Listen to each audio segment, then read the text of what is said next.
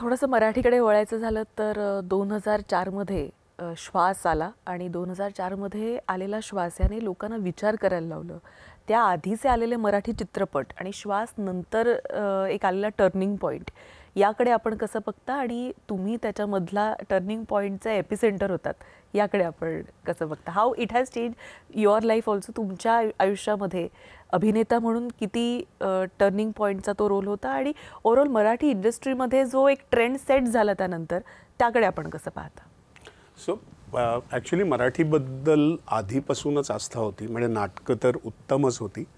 सिनेमामध्ये सुद्धा if you see जेव्हा मराठीचे जनक जे सगळे होते किंवा ज्यांनी सिनेमा मराठी मोठा केला होता, अगदी विशांताराम, आपले दादासाहेब फाळकेंपासून किंवा बालजी पेंढारकर ह्या लोकांनी उत्तम सिनेमे केले होते. आणि त्याच्यानंतर सुद्धा स्मिता तळवलकर आणि संजय सुरकरनी सुद्धा फार छान मराठी सिनेमे विषय आणले होते.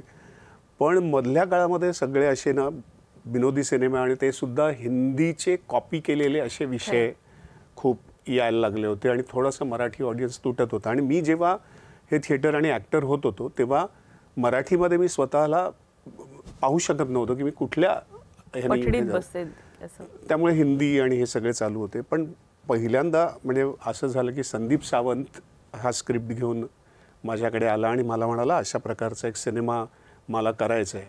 तर पहिला तर माझा विश्वासच बसला नाही की मराठीमध्ये असा सिनेमा अशा प्रकारे होतोय, पण हे सिरियस होतं. आणि मग सगळा अरुण नलावडे आणि त्या लोकांचा ती जी एक पूर्वतयारी आणि तो जो ग्रुप की भयंकर एक मिशनसारखा त्या सिनेमाकडे बघितलं जात होतं. कारण ती एनर्जी लागणं फार गरजेचं होतं. कारण it was like a complete turning point की असा सिनेमा जो अत्यंत रिअलिस्टिक, अत्यंत क्लोजर टू लाईफ, म्हणजे आपण स्लाइस ऑफ लाईफ म्हणतो तशी. आणि त्यावेळेला काहीच म्हटलं नव्हतं की हा सिनेमा एवढा मोठा होईल. It was just to make a good cinema.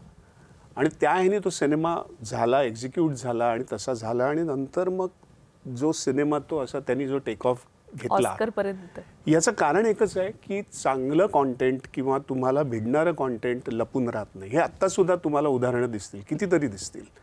So that was the first हे की सिनेमा विदाऊट काय म्हणतो त्याला नुसतं एंटरटेनमेंटच पाहिजे किंवा नुसतं गुदगुल्याच करायला पाहिजे असं नसतं. तुम्हाला सिनेमा फायनली तुम्हाला आयुष्यातले पर्स्पेक्टिव्स, आयुष्यातले काय म्हणतो आरसा दाखवणं किंवा कुठेतरी तुम्हाला एका वेगळ्या पर्स्पेक्टिव्ह देणं हे फार गरजेचं. ते श्वास आणि मग डोंबिवली फास्ट